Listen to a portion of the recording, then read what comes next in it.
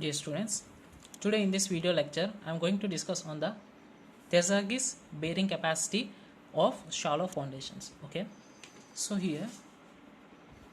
in previous lecture videos we have discussed on the what are the shear failures and its types. In that general shear failure, local shear failure and punching shear failure.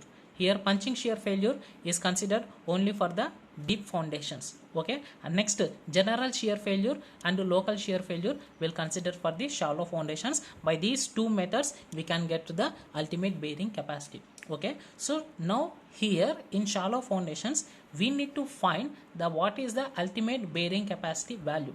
Okay, if we know the value, if we know the ultimate bearing capacity value, then only we can move forward to find the what is the net ultimate bearing capacity value and what is the net safe bearing capacity value and what is the gross safe bearing capacity value or safe bearing capacity value. So here the major thing is what is need to find means the ultimate bearing capacity value.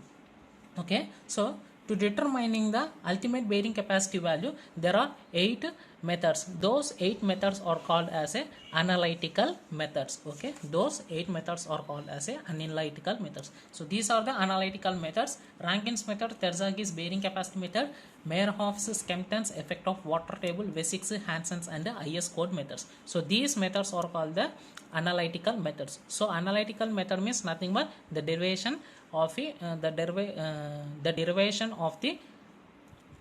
derivation of the bearing capacity to find the ultimate capacity, the ultimate bearing capacity. Okay, so here in these 8 methods Rankine's method is totally different.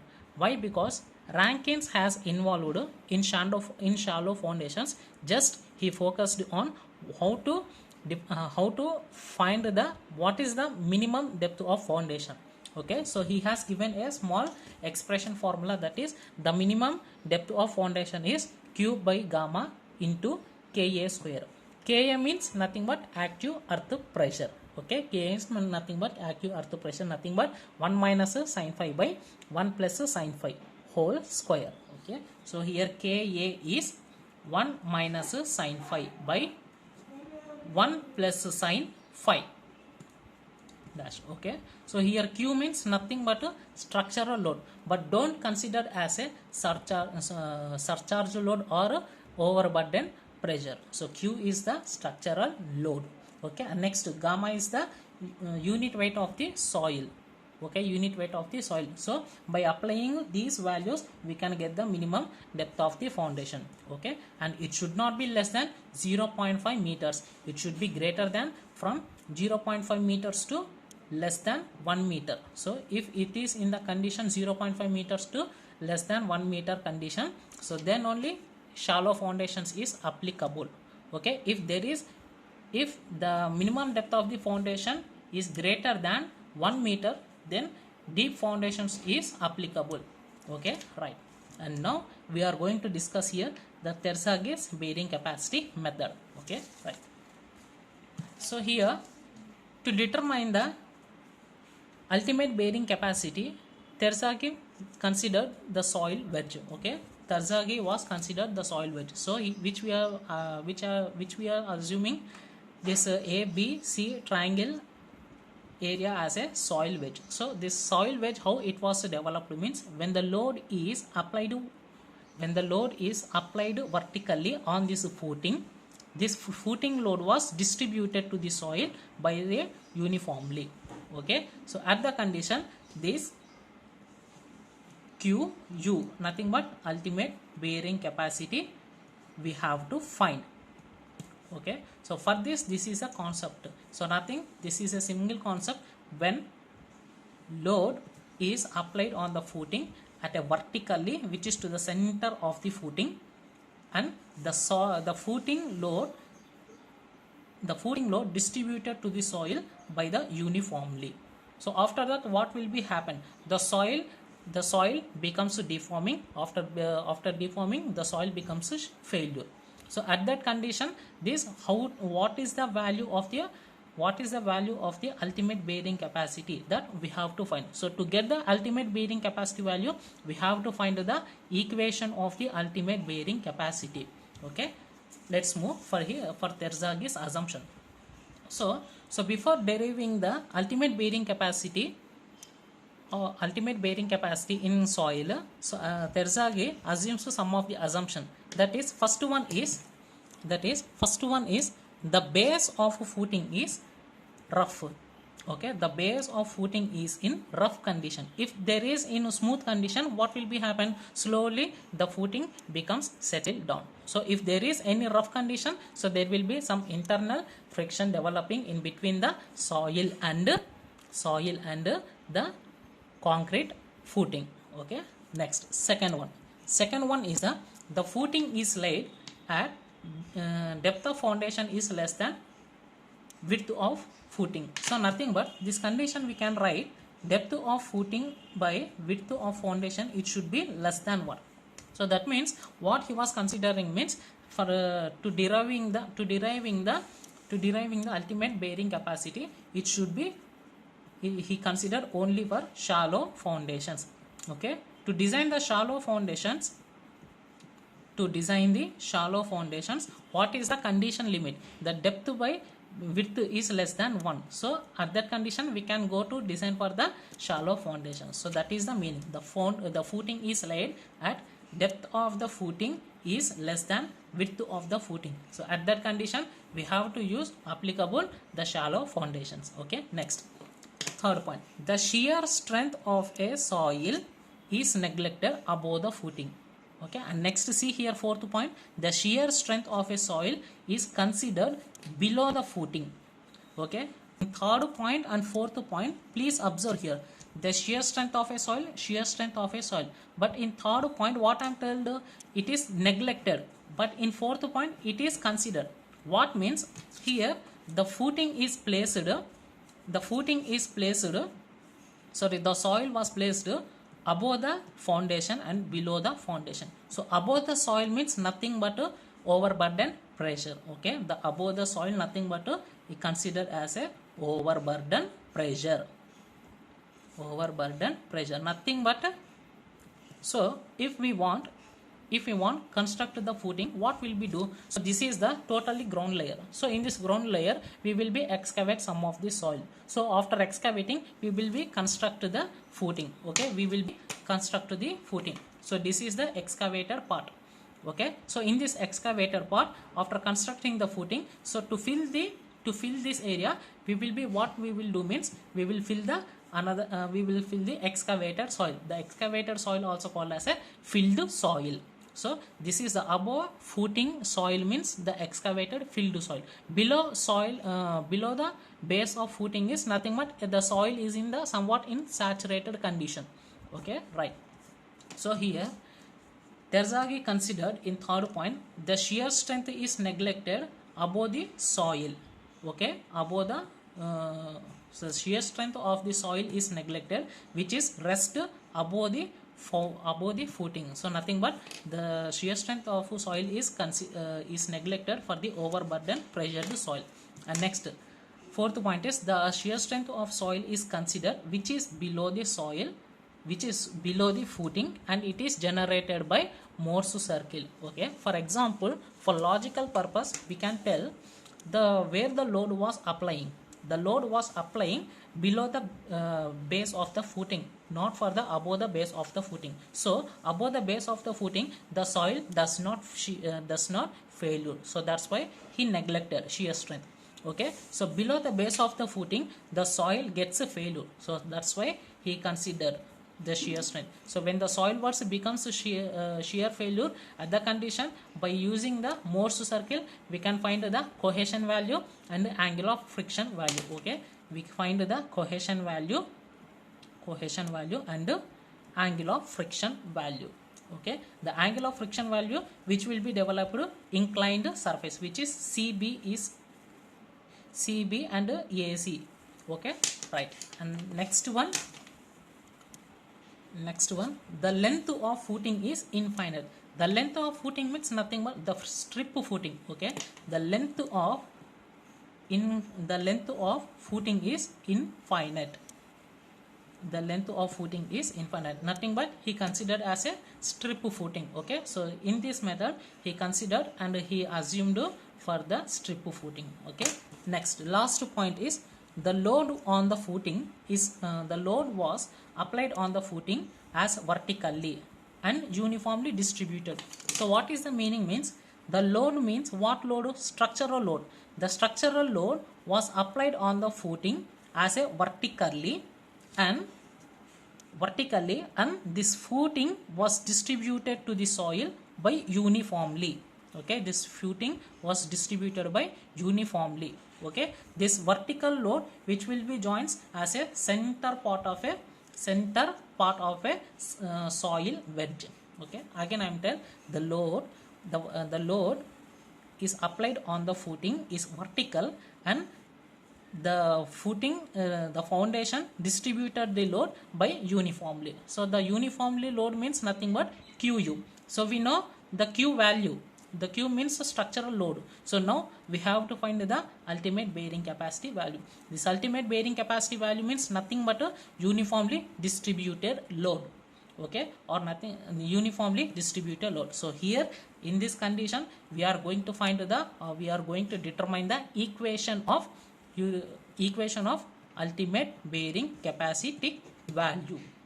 Okay, so here Terzaghi consider to determine the ultimate bearing capacity value. He has taken this is soil wedge, that is A, B, C. So in this soil wedge, two forces are applicable. One is cohesive force and another one is the passive force. One is cohesive force, another one is the passive force. Okay, right. So here Terzaghi, in this figure, here Terzaghi the load was distributed on the soil. The soil was divided in 3 zone parts. Okay, divided in 3 zone parts. So first one triangular wedge. So the first one soil wedge, which we are seeing as a triangular, it is a zone 1. And next, that is ACB is the ABC is the zone 1. Okay, ABC is the zone 1 is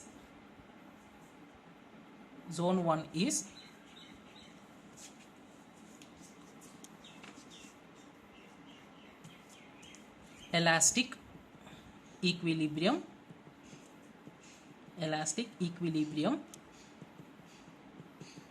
zone. Okay, and next zone 2 is BCD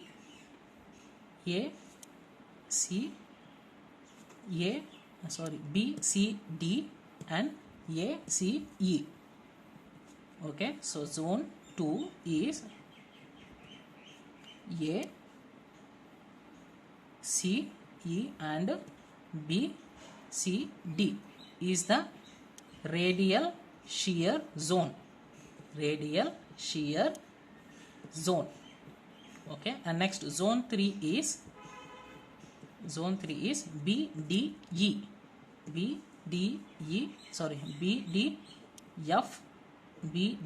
and AEG. So AEG and BDF. So BDF is the Rankins passive pressure zone.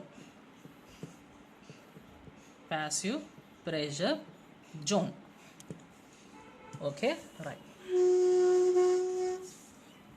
So why he was divided in 3 zones means simple. So let us come to a small concept in shear strength, that is the ultimate load test, experiment. The steel test was the steel test was conducted in the ultimate testing machine or universal testing machine. What will be happen? So when the load is applying on the steel rod, it will be the origin from origin to A point, nothing but O to A, it becomes elastic zone, and next B A to B, it becomes a plastic zone. From B from B it will be, what will be happen means the failure will be starts. So here also the same concept. Here when the load was distributed, when the footing was distributed to the soil, what will be happen? The zone 1 considers as a elastic zone. Okay, the zone 1 was considered as a elastic zone. That means when the load was distributed on this zone 1 soil, so there will be no shear failure, but it gets in somewhat deformation. And this in zone 1, the loaded soil was what it will be do means it transfers the load to the zone 2. Okay, it transfers the load to the zone 2. So in this condition, this zone 2 is called as a radial shear zone.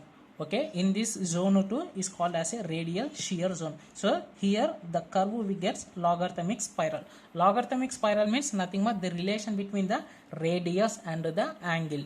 Okay, so the radius and the angle. So that's why we call it as a logarithmic spiral.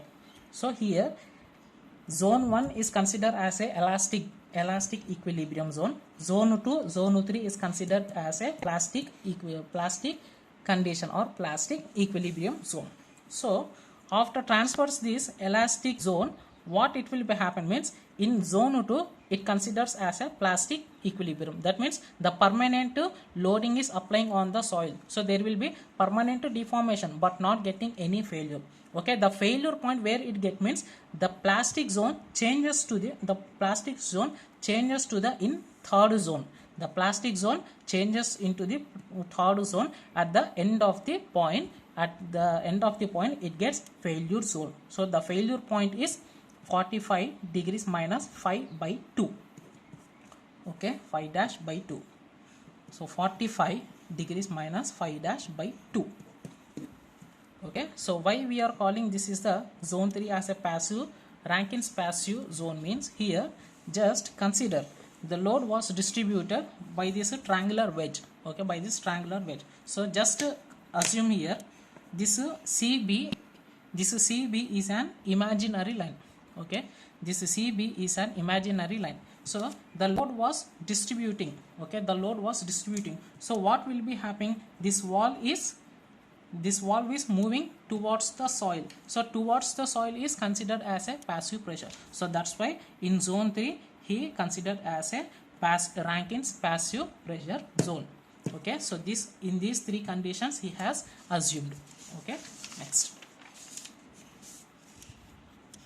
Okay, in zone 1, zone 2, zone 3. So in previous case I have explained what is zone 1, zone 2, zone 3. So what will be happen in the zone 1? It is in elastic limit. The load was continuously applying, but it is in the elastic condition. In zone 2 the load was continuously applying, but it is in the elastic condition changes into the plastic condition. So I have given a small expression here. The vertical load downward movement of a footing, and the wedge ABC pushes the soil. Okay, the wedge ABC pushes the soil on either elastic slide wedge or transforms it into plastic equilibrium. Okay, so for that consider for zone 2 is considered as a plastic condition. So for this zone 2 we call it as a radial shear zone. Radial shear zone. So the curve begins as a logarithmic curve, spiral curve. Next, in zone 3 what will be happen means it is in plastic condition and overburdened pressure acts as a surcharge on Rankine's passive pressure.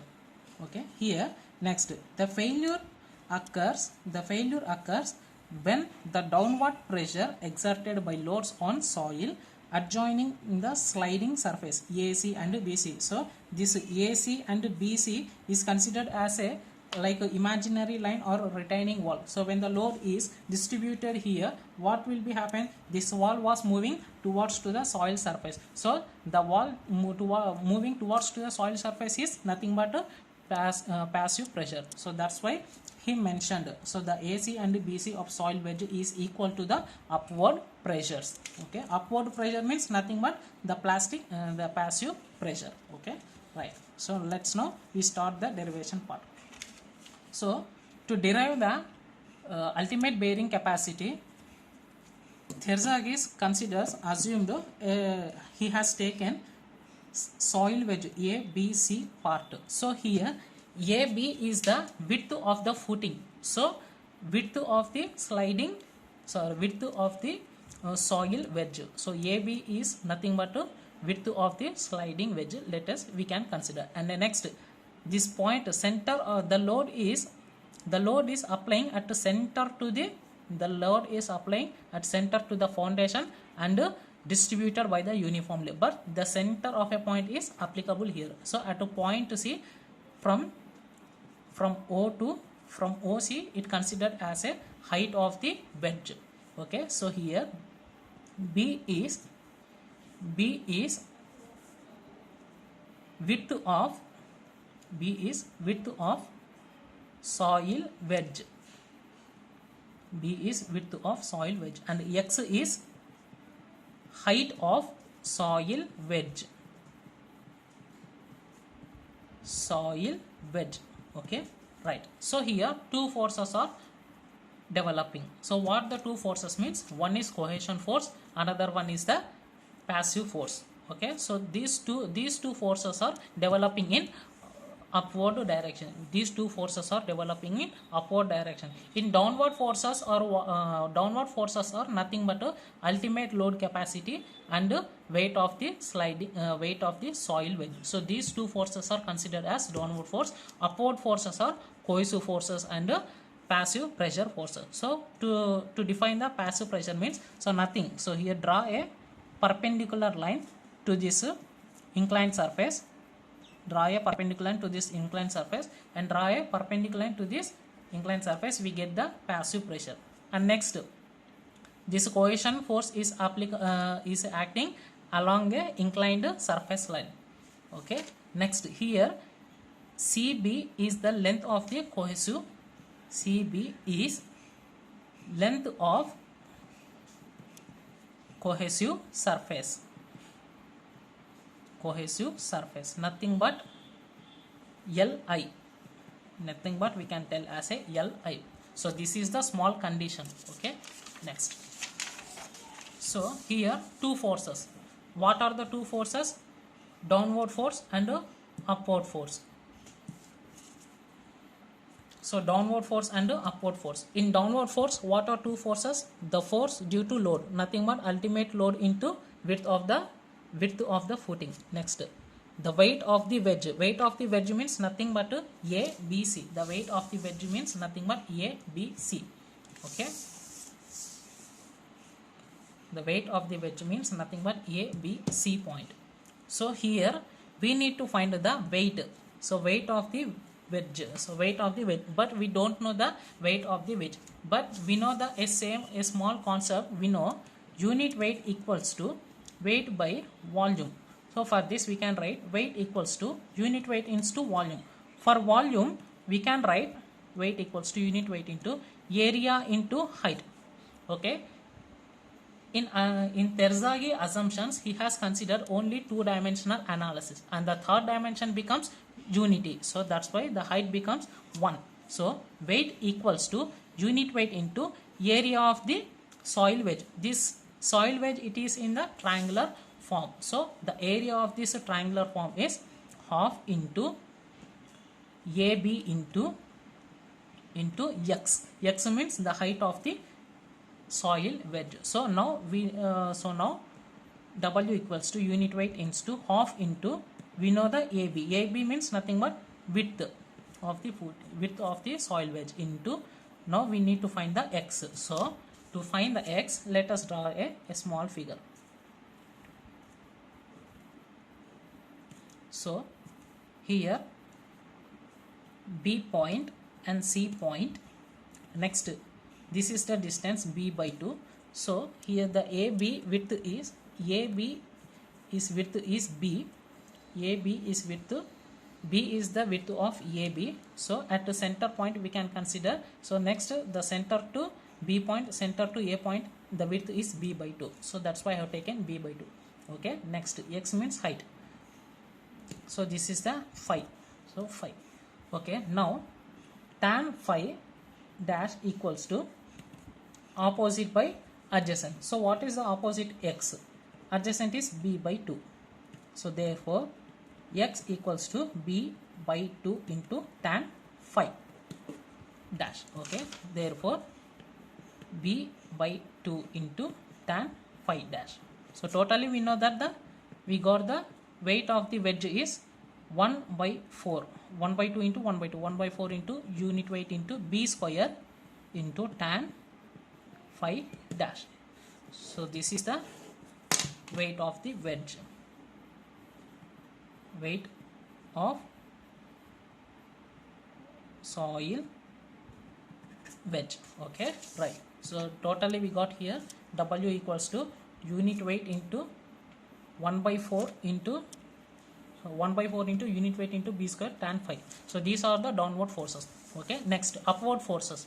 Upward forces are vertically component of resultant passive pressure acting along the inclined surface. Next, vertical component of cohesion acting along the inclined surface. Okay, right. Now the equation will start. Now equating the equilibrium equations in vertical direction where downward force equals to upward force. Here downward force are what are there? Qu into B plus W. Okay, so Qu, let us see here. Let us see here. The downward forces are, so the downward forces are Qu and next weight of the wedge, and upward forces are PP and next C, which is C cohesion is acting as a upward inclined surface. Okay, so therefore the upward force is, so please see here, downward force equals to Qu into B plus W. Okay, then upward force is 2 into PP. Why I have mentioned here PP means this passive pressure is acting at a CB side and AC side. That means in two sides this passive pressure is acting. So that's why I have mentioned 2 times of passive pressure plus 2 into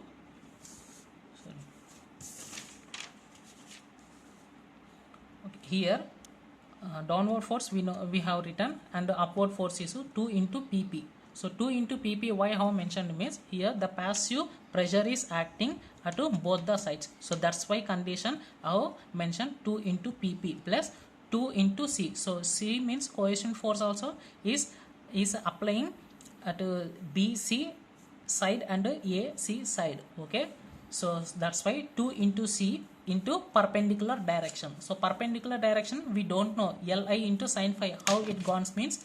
So let take a same figure. So this is X, this is L. Okay, this is one B by 2. Okay, next this is one B point, sorry, this is one B point, and this is one the C point. Okay, this is one the C point. So now cos phi equals to what is adjacent by hypotenuse. Adjacent means B by 2 by Li, hypotenuse. Okay, adjacent by hypotenuse. Then what we need, Li equals to B by 2 into cos phi. Okay, so here what we got, 2 into C into Li into sin phi. So I will be right here itself. So we got here Li. So Li how we got means, see here. So therefore Li equals to B by 2 cos phi. So substitute here B by 2 cos phi. So what it will be happen, 2 into C into B by 2 sin phi by cos phi.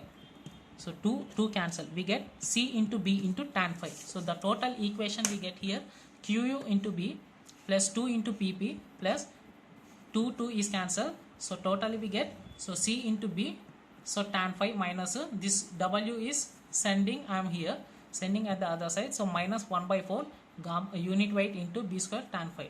So here PP means nothing but passive pressure. Okay, so this is the one of the equation. Okay, so here PP means nothing but assumed as a passive pressure.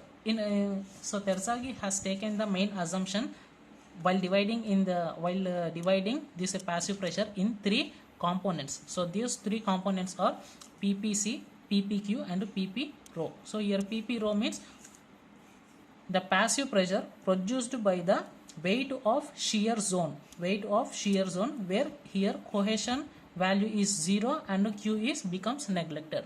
And next PPQ means which is produced by surcharge,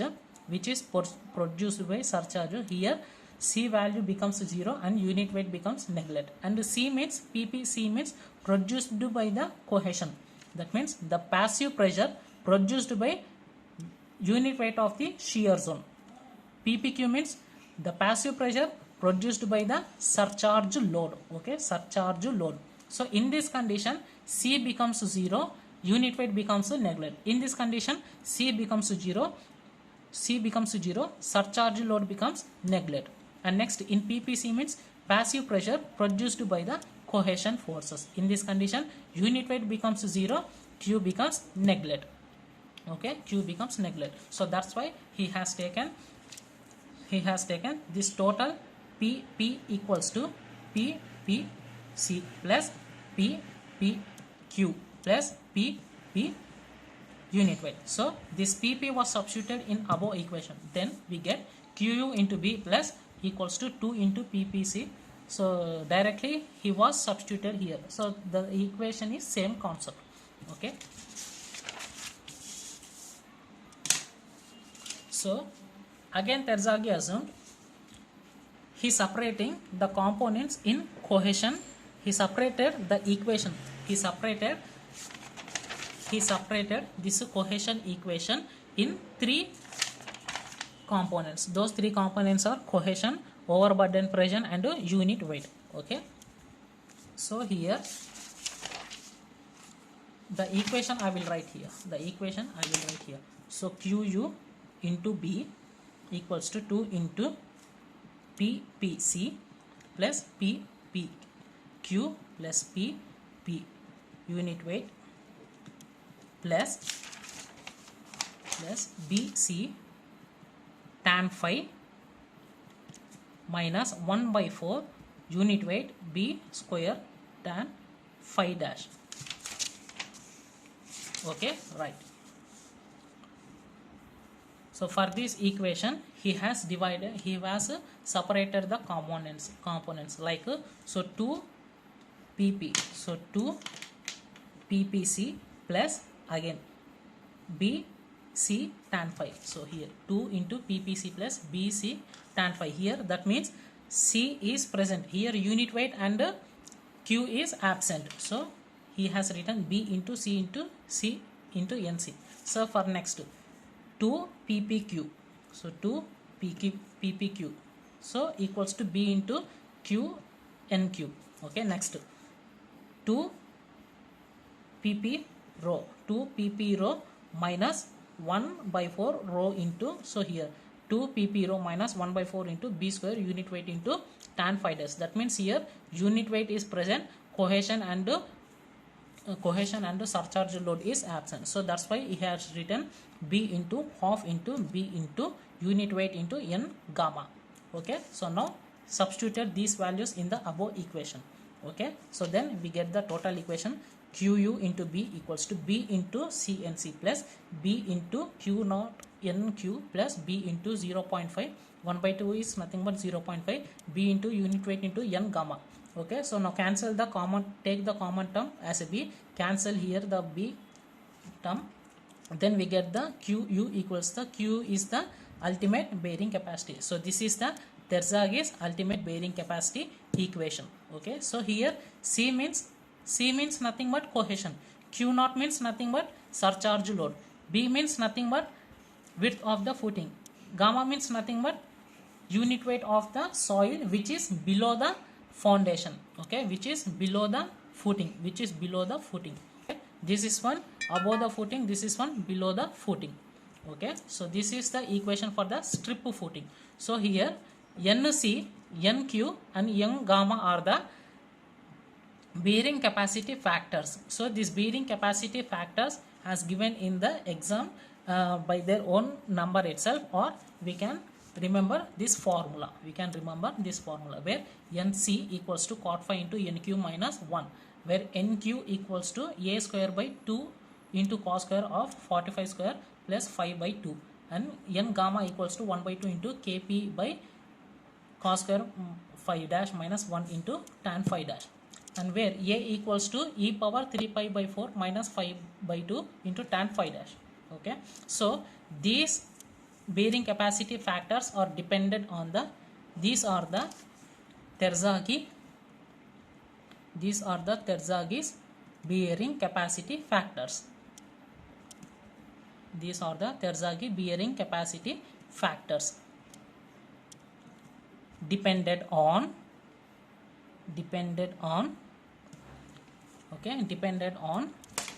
phi value.